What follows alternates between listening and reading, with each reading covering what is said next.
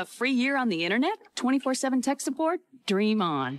With a Gateway Essential PC, you know exactly what you're getting. Monitor, great software, award-winning tech support, and free internet access, all for $28 a month. No mystery there. Call 1-800-GATEWAY for a Gateway Essential PC with an Intel Celeron processor.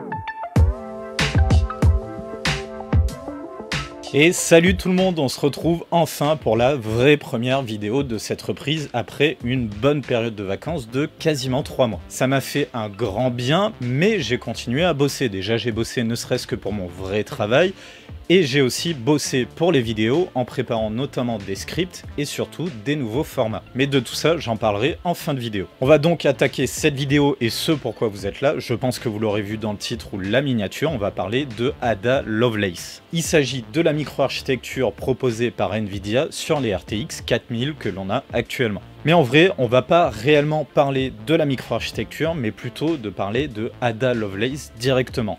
Parce que avant que ce soit une microarchitecture pour des cartes graphiques, il s'agit d'une personne qui a réellement existé. Et plus précisément, il s'agit d'une femme britannique qui a vécu de 1815 à 1856. En gros, Nvidia a toujours rendu hommage à des gens qui ont été importants dans l'évolution de la technologie qui a permis d'avoir l'informatique moderne.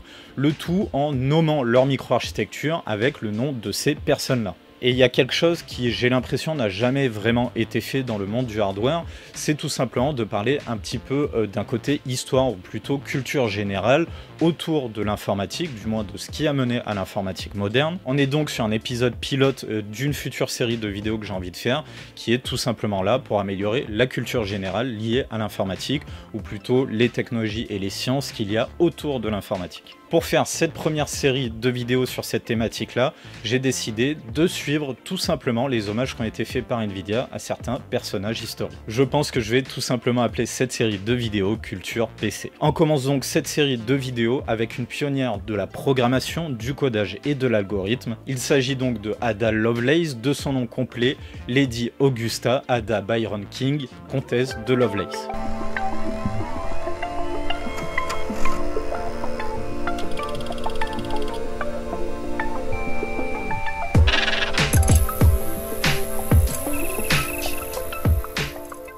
Vous venez d'acquérir un magnifique PC, malheureusement vous n'avez pas de système d'exploitation pour pouvoir en profiter pleinement. Même si les BIOS se sont beaucoup améliorés, et bien pouvoir uniquement accéder au BIOS de son PC, c'est quand même pas l'éclat. Heureusement pour vous, le site CaseFan qui sponsorise cette vidéo a une solution pour vous. Le site vous propose d'acheter des versions OEM de Microsoft Windows ou encore du pack Office. En plus de ça, dans le cadre du partenariat, vous aurez droit à des codes de réduction. Par exemple, le code ALD50 vous permettra d'avoir 50% de réduction sur les systèmes d'exploitation tels que Windows 11 Pro par exemple. Et du côté du pack Office ou d'un bundle Windows plus pack Office, vous aurez droit avec le code ALD62 à 62% de réduction. Pour en profiter, c'est très simple. Au moment de l'achat de votre version de Windows ou encore de Microsoft Office, il vous suffit de rentrer le code promo dans l'espace prévu à cet effet, de valider et la réduction s'applique. Une fois que vous serez à l'étape de paiement, vous pourrez effectuer un paiement sécurisé, que ce soit par carte bancaire ou encore par PayPal. 5 à 10 minutes après le paiement, vous recevrez la clé CD de Windows ou encore du pack Office directement dans votre boîte mail. Si vous ne recevez rien, n'oubliez pas de vérifier dans les courriers indésirables. Et si vraiment il y a un souci, ne vous en faites pas, vous aurez accès à un service après-vente 24 heures sur 24, 7 jours sur 7, qui s'engage à vous rembourser, par exemple dans le cas d'une clé CD qui n'est pas valide. Si ça vous intéresse, vous trouverez tout ça dans la description. Merci au site CaseFan de sponsoriser la vidéo et la chaîne, et merci à vous aussi si vous faites un achat sur le site, car indirectement ça vous permet de soutenir la chaîne.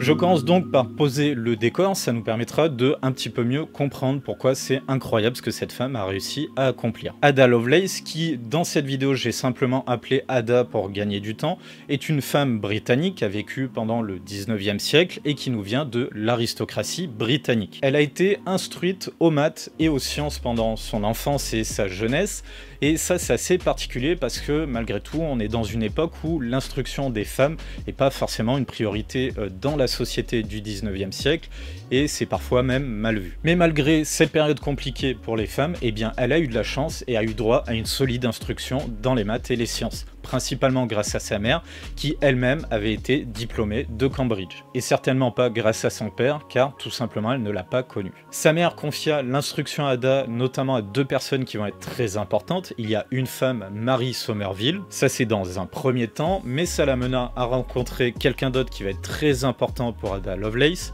Il s'agit de Charles Babbage. Charles Babbage qui notamment élaborera des machines à calcul, quelque chose qui sera très important dans le futur d'Ada. Il s'agit de machines entre calculettes et ordinateurs qui sont purement mécaniques, et Ada, quand elle va en découvrir une pour la première fois, va être prise de passion pour ce genre de machine. Dans cette période-là, elle va aussi faire une rencontre de quelqu'un qui sera important. Il s'agit de Charles Wheatstone, qui est tout simplement l'inventeur du premier télégraphe électrique. Donc en gros, pendant son enfance, elle va rencontrer des gens très importants, très instruits, qui vont lui permettre d'avoir des solides connaissances en mathématiques et en sciences. Femme de son époque oblige, en 1835, elle sera mariée à William King, comte de Lovelace. Ce qui l'obligera à mettre fin finalement à ses études pour accomplir son devoir de femme de l'époque, tout simplement pour qu'elle fasse des enfants. Malheureusement, à cette période-là, eh bien, c'était comme ça, comme je l'ai dit tout à l'heure, c'est une époque où l'instruction des femmes n'était pas forcément une priorité.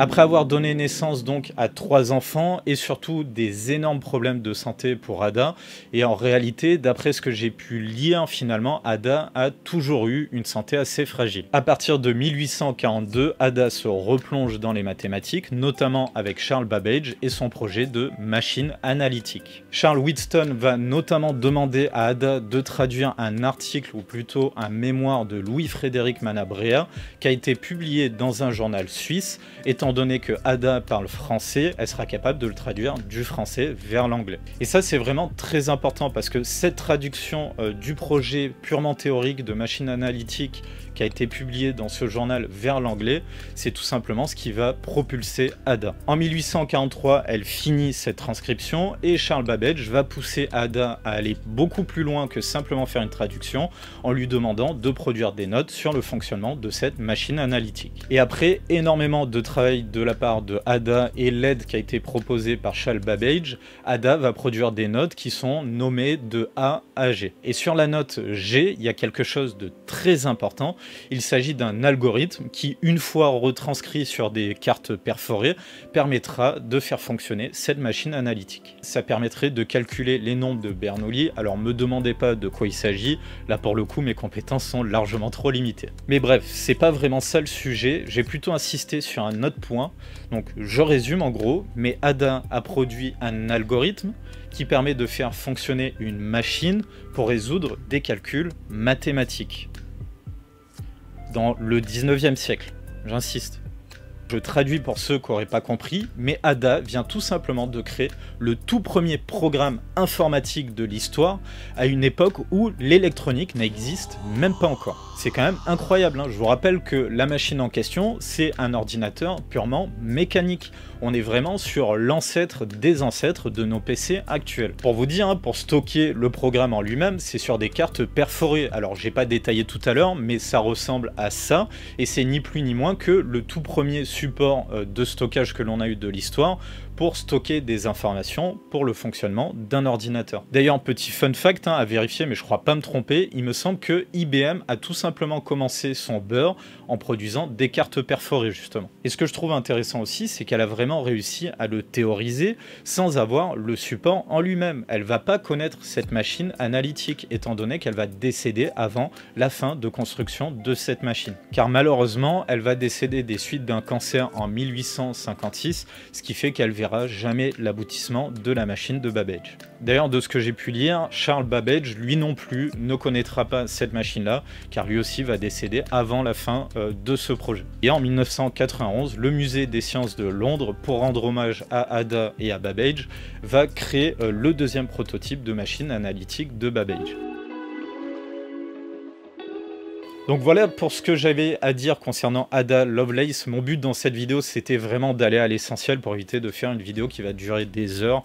Je ne suis pas nota bene, je ne suis pas historien et j'ai pas envie de forcément dire trop de bêtises à leur sujet. J'aurais pu dire en vérité tellement plus de choses sur Ada, tellement je trouve cette femme badass et tellement en dehors de son époque. C'était, comme j'ai dit, déjà une femme qui avait la chance d'être instruite, donc ça arrivait quand même, mais ça restait assez rare à cette époque-là. Et surtout, vraiment, elle respectait pas du tout les conventions de son époque.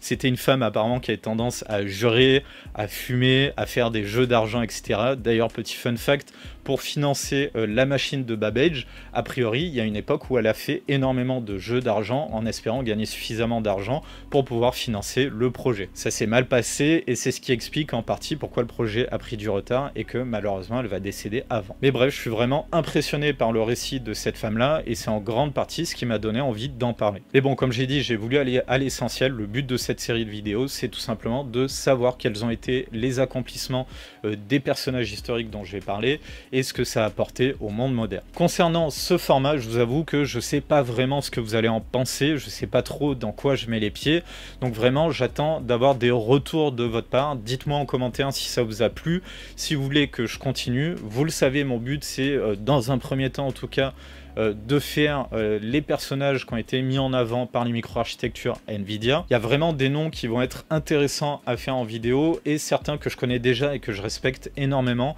Il y a notamment Tesla pour Nikola Tesla, qui est un personnage que je respecte énormément et il y a un truc qui me fatigue depuis pas mal de temps, c'est qu'il y a beaucoup de complotistes qui lui prêtent tout et n'importe quoi et je pense que ça pourrait être intéressant d'en parler, ne serait-ce que pour rétablir la vérité autour de ce personnage historique. Sans compter que c'est quelqu'un à qui on doit des énormes contributions pour ce qui a donné le monde moderne. Il y a aussi la micro-architecture Curie qui est là, je pense, pour rendre hommage à la fois pour Marie Curie et son mari. Bref, il y a pas mal de choses intéressantes. Ça change pas mal du cadre de ce que l'on peut voir sur les chaînes hardware en général et je trouve ça super intéressant et je pense qu'il y a vraiment besoin de faire ce genre de choses.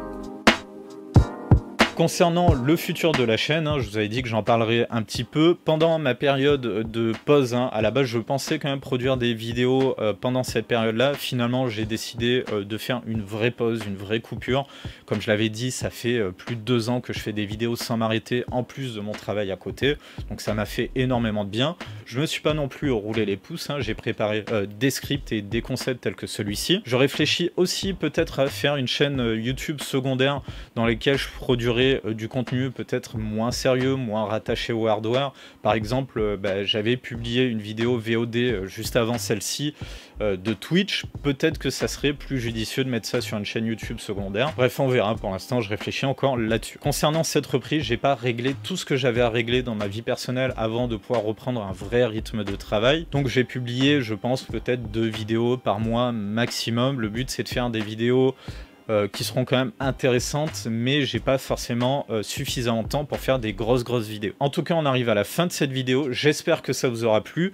N'oubliez pas de faire un tour dans la description pour checker les soutiens de la chaîne, notamment le site PC Boost, le forum overclockingpc.eu. N'hésitez pas aussi à aller voir le sponsor si ce qu'il propose vous intéresse. Vous trouverez aussi le lien vers le Discord, tout ça vous connaissez. Donc si ça vous a plu, comme d'habitude, n'hésitez pas à mettre un pouce en l'air ou encore de vous abonner si vous ne l'avez pas déjà fait. En attendant, prenez soin de vous et on se retrouve pour la prochaine vidéo.